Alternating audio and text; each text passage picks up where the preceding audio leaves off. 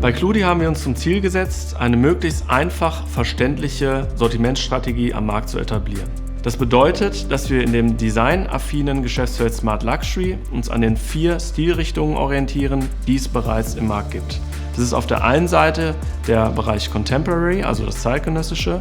Dann gibt es den Bereich Avantgardistisch. Zum Dritten befinden wir uns im modern-klassischen Bereich und zu guter Letzt im Purismus. Cludi Bots ist der Archetyp in Reinform.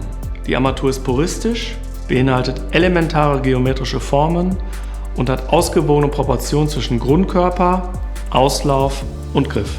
Das Sortiment besteht aus den Höhen 75, 100 sowie 240 mm und ist dementsprechend für unterschiedliche Waschtische geeignet. Alle unsere Armaturen sind aus einem Guss gefertigt und beinhalten den sogenannten S-Pointer.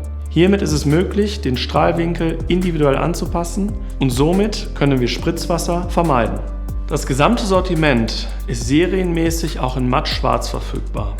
Darüber hinaus haben wir eine große Vielfalt an unterschiedlichen Produkten im Unterputz- und Aufputzbereich und bieten dementsprechend eine große Angebotsvielfalt. Cludi Bots, die perfekte Armatur für puristische Bäder.